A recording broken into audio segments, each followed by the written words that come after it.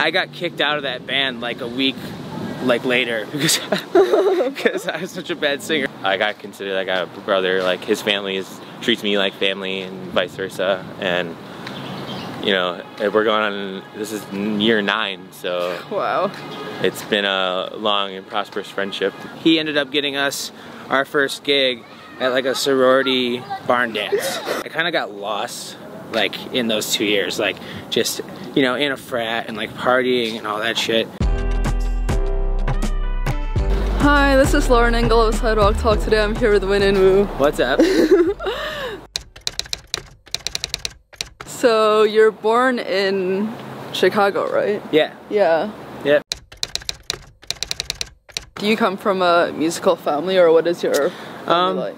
Like my dad played piano, well, and like I took piano lessons when I was younger. They're not musicians by any means, but yeah, like they all played instruments, and I guess I just like started taking it really seriously from when I was like a kid, pretty much. So you knew from the onset that you would be in music one way or another? I didn't know. I think I kind of hoped, and like I was in bands and all that kind of stuff growing up.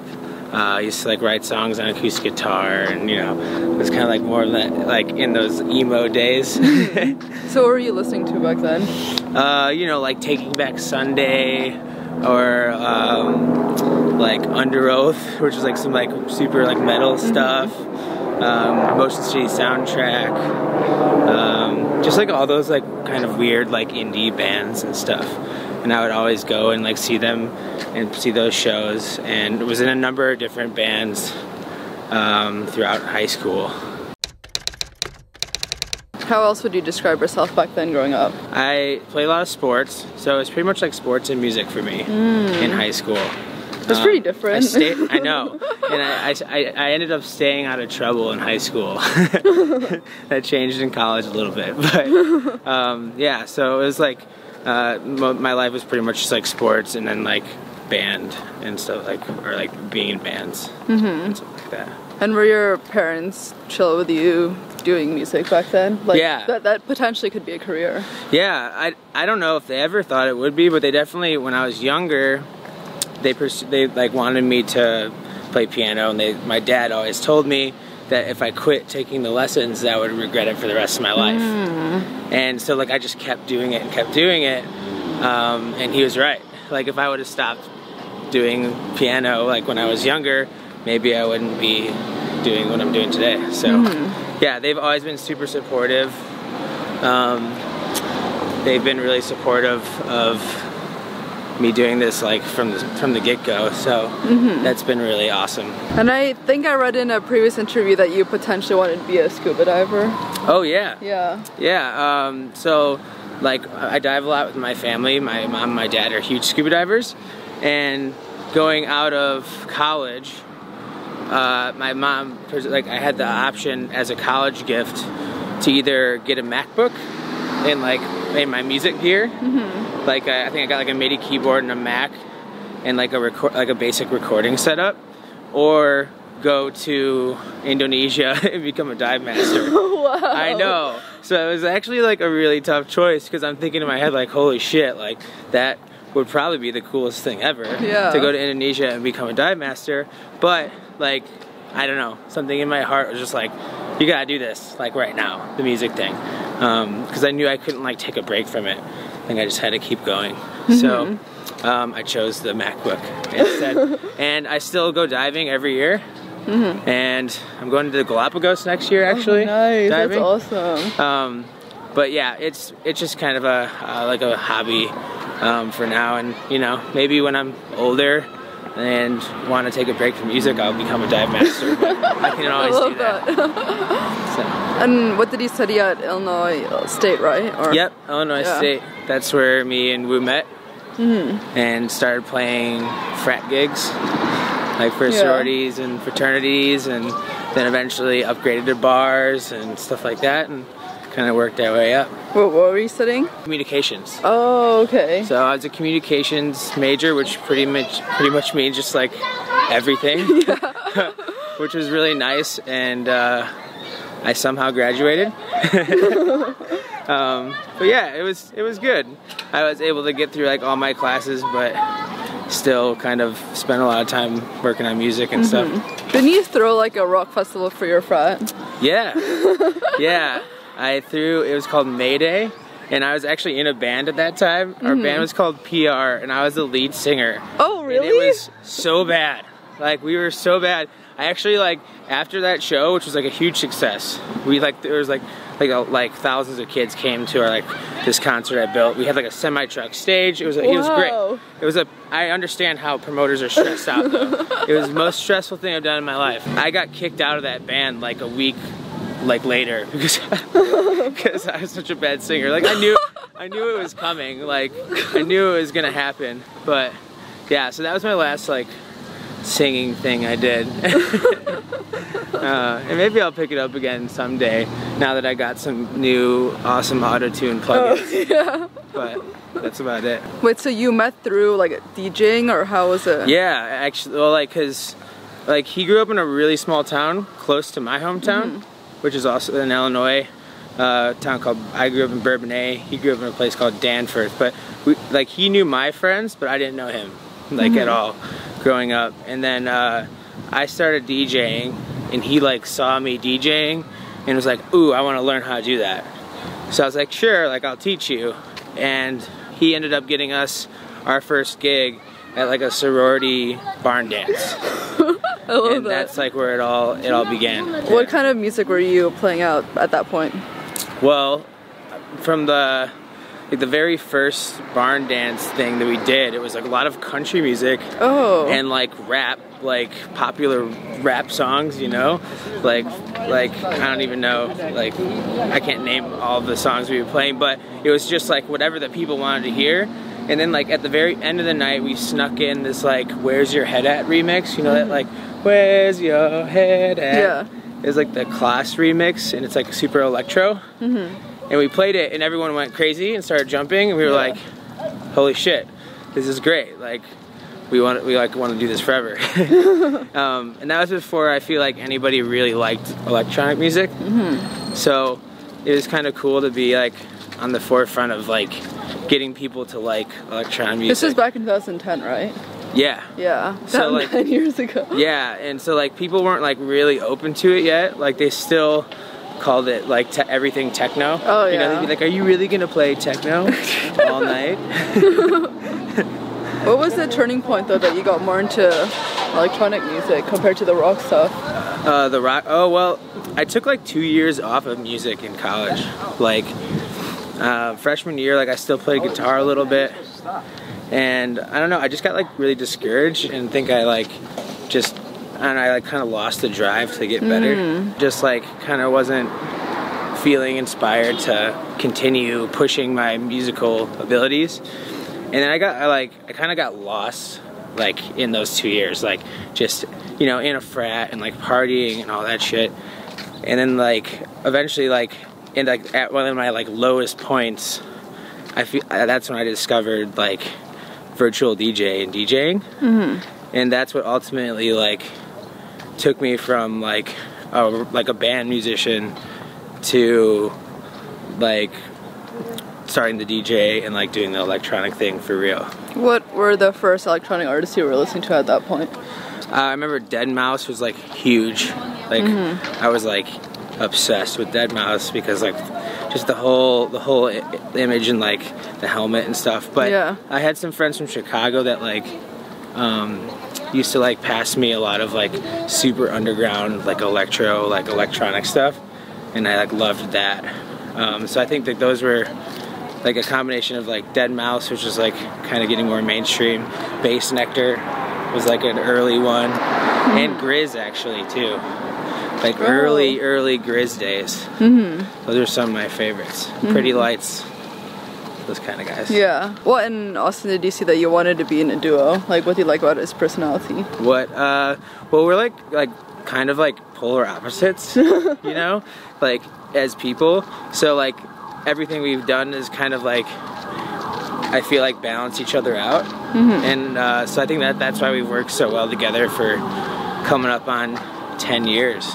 Wow. I think it's like this is 9 years now. So yeah, just kind of like being polar opposites has really helped. But yeah, he's definitely, you know, my best friend, and it's been great working with him for the last 10 years. How did you meet your management?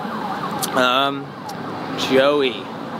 Met Joey, I don't even know when. It probably, I mean, it had to be at least 5 years ago. And like, he was, at that point, he was just like, hey, like, listen to my group, Louis the Child, and he showed me some of their stuff, and I was like, dang, like, these 14-year-old kids are really good. And at that point, I was like, not even that good myself, so I didn't really do much about it. I was just like, wow, like, I can't believe that kid's making music that good. And I heard like one remix that they did, and I was like, that's it, we have to like team up with these guys. And that's when we kind of like had a meeting with them and tried to like kind of start building together in Chicago. And then like about a year later, Joey like approached us and was like, hey, I think we should like work together. And ever since then we've been, you know, on the same team. What made you decide to move to LA? Well, I've always wanted to live here my whole life. I hate the cold. Same. But I was just waiting for like the right time, and it felt right. Like I already had like a really awesome friend group out here, so I knew that would make it easier to transition. But yeah, mostly just for like the music opportunities. It's been awesome already, just like feeling like I have an endless amount of singers and producers to work with at all times. It is great. So yeah, that's why I moved out here. Yeah. But also, yeah, the weather's tight. Yeah, exactly. How do you think your music has changed compared to the early songs you guys made?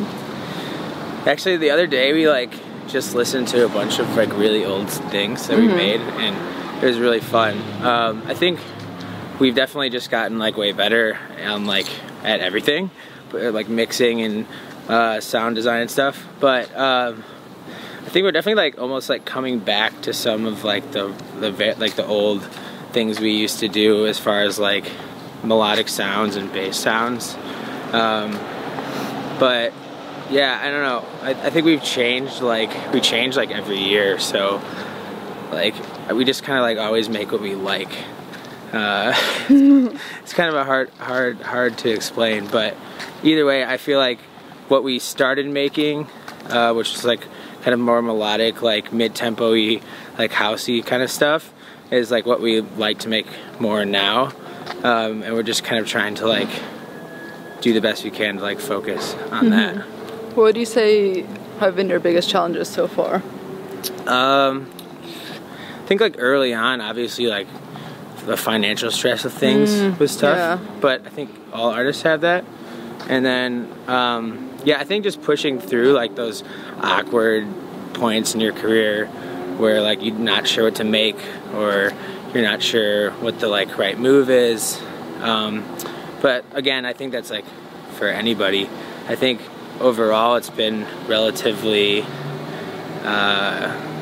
like awesome and easy. Yeah, the hardest part would just be kind of getting over your own mental blocks that you set up. But you know, we always keep going. Last question, what do you guys want to be remembered for?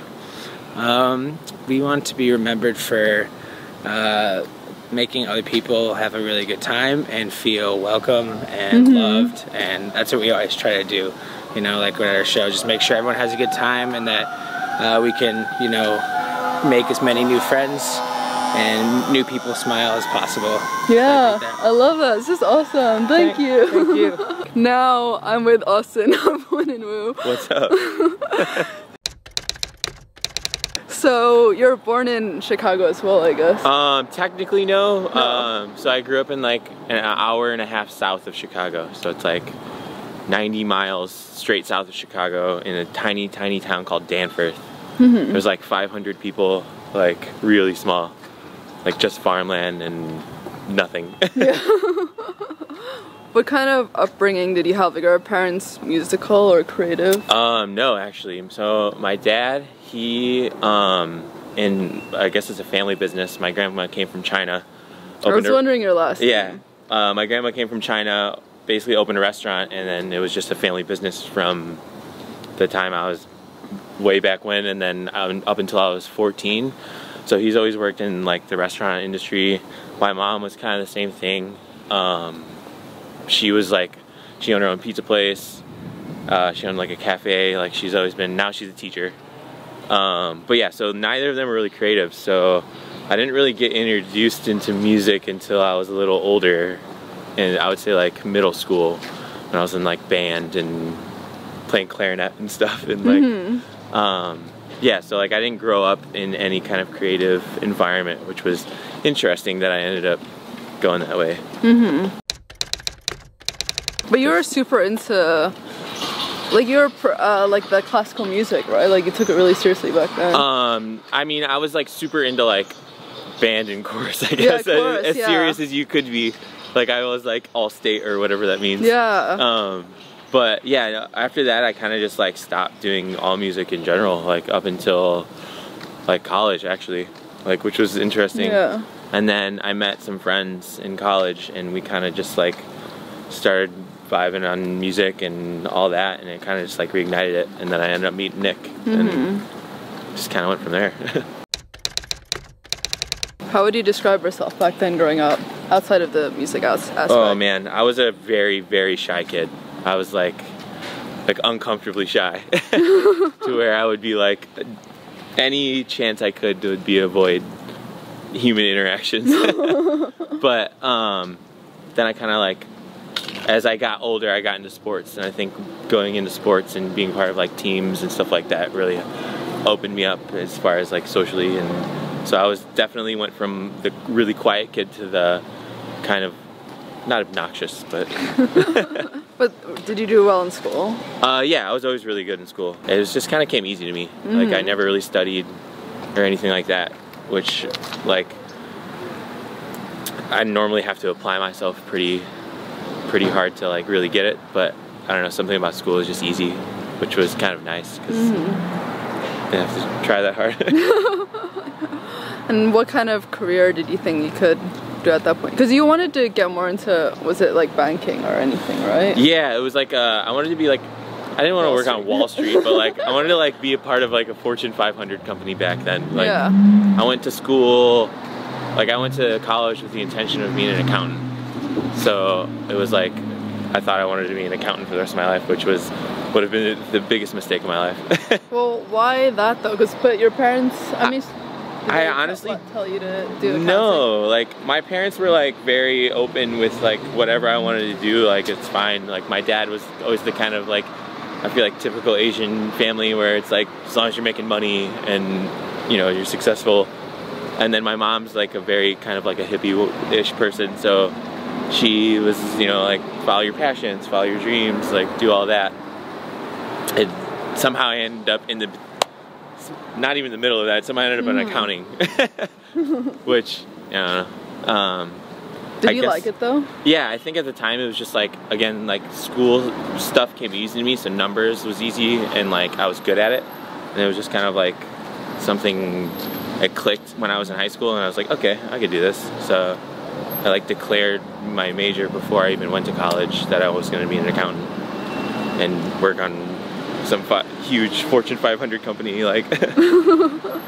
So what was the turning point in college that you wanted to take music more seriously?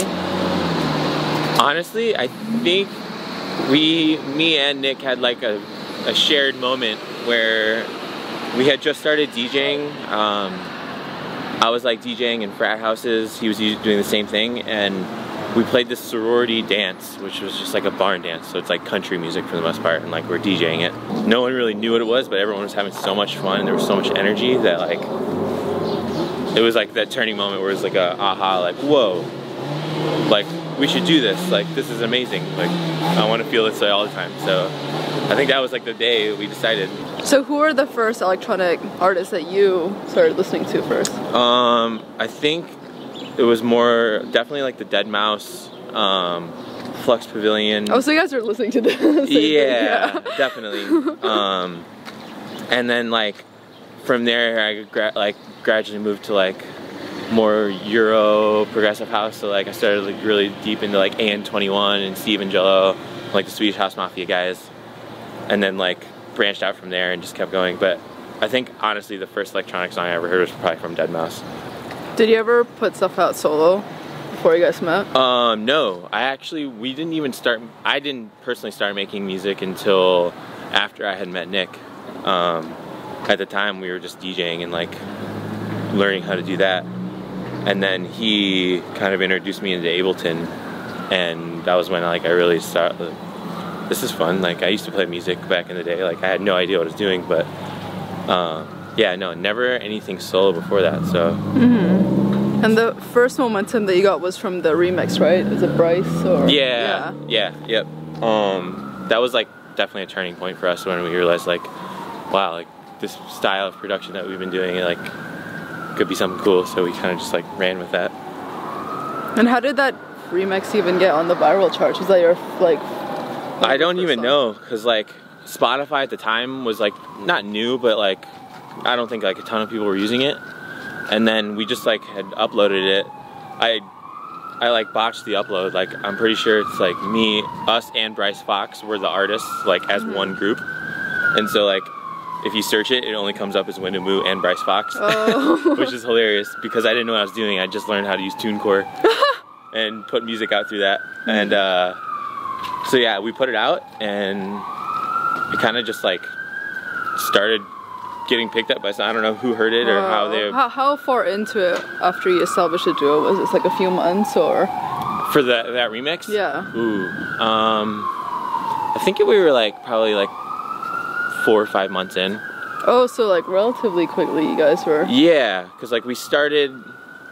Well, so we started. We had another project before Winholt. Really? Together. What's the name? It was called Dirty Noise, and it had ones as eyes, like the number 1 as eyes and a Z, and it was just like super generic. Like we just figured out how to make house music, and electro house was huge. So like we were like trying to make like electro house and like progressive like electro stuff, and like so we did that from like basically when we met we were DJing as Dirty Noise, and then we started making music and kind of did that. And like you can still find it on the internet if you search hard enough. You can find some like really bad remixes. And the next big momentum was the Oliver Heldens, right? Yeah, that was cool. That was our first like time that like a label had ever reached out to us and like, hey, like do this remix for us or whatever, because they had been listening to our other remixes. And we were at the time hanging out with this kid named Kizo, who was also on the track with us. We like did a collab with that remix, and he like kind of had like a really chill house music sound, and we had like the chill mid-tempo stuff. So like we just melded those two together, and yeah, did that, and it was really cool to like put a song out on a label for the first time, even though it was just a remix, but still. Yeah. And how far after did you start realizing you needed to focus on original stuff and stop, like, not remix as much? Yeah, I think it was really like a year, basically a full year into it. We were just like, it was like not even that we shouldn't focus on remixes, it's like us personally were like, hey, like, I want to do something original for once and like not use someone else's vocals. And I think it was like a year in and we decided like, hey, like, let's take a step back from the remixes. We've done like, I don't know, 8 or 9 already, which is a lot, and really focus on like what we want Win and Woo to sound like going down the road and whatnot. Was that easy for you to like know how to work sessions, work with singers, stuff like that? No, that was like a hard learning curve. Like at first we were basically just like, I don't know, emailing singers because like we didn't know anyone in Chicago, and like I don't think I've still met a singer from Chicago we've worked with. Which is kind of crazy. Yeah. But then actually we met a girl named Ashe. She was in Nashville, and she had heard one of our remixes on Twitter, and so she was already a songwriter. And so when she came up to Chicago to write the song Recognize with us, or it turned into Recognize, we had just met, and she like kind of like jump-started our songwriting process for us, which was cool.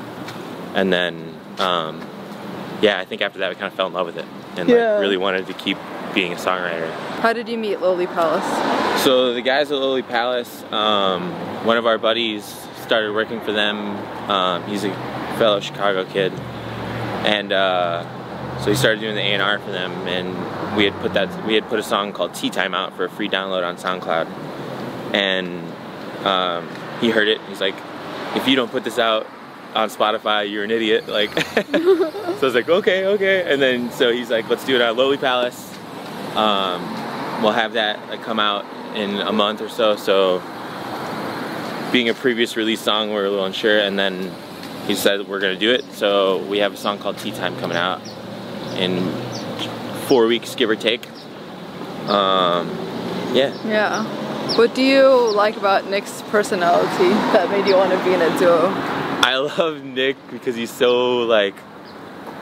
I don't know how to explain it. Like, it's funny because we're polar opposites as far as like most of our personality traits go. He said that also. Yeah, we're like totally like we listen to different music. Like, he's a morning person. I can stay up until the middle of the night. Like, which I think is what really works for us because like we have common interests that bond us together, and then we complement each other where we don't, which is kind of perfect.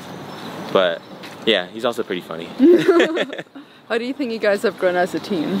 Oh man, like we've grown from like, you know, being college buddies who just got fucked up all the time to like I consider that guy a brother. Like, his family treats me like family and vice versa, and you know, we're going on, this is year 9, so wow, it's been a long and prosperous friendship. And, yeah, we've gone from like literally friends to like actual brothers, which is pretty cool. Pretty rare. What does love mean to you? It really means everything. Like, what's the point of doing anything if you don't have someone who you love and they love you back to share it with, you know? So, yeah. What do you guys want to be remembered for? I just want to be remembered for making awesome music that touched someone's lives in some way. I think one of the coolest things recently was like the song we just put out right in front of me. I had a text message from a kid who said like, you know, he's been playing it on repeat because it's been getting him through some really, really hard times. Oh, wow. About how he feels stuck in this small town that like he can't get out, and he's been trying to figure out what he wants to do with his life, and he kind of really grabbed onto the message that like it's literally just like right in front of him, like his passion is music, he wants to pursue it, so like it kind of like he said, you know, he's really gonna like take it more seriously, and like that was like the craziest thing to me, like for that to impact someone like that, like a song that we wrote just together, like having fun in one day, and it does that, you know. I think that's what I'd want to be remembered for, is doing stuff like that. Yeah, I love that. This is awesome. Yeah. Thank you so much. Of course. Bye. Bye.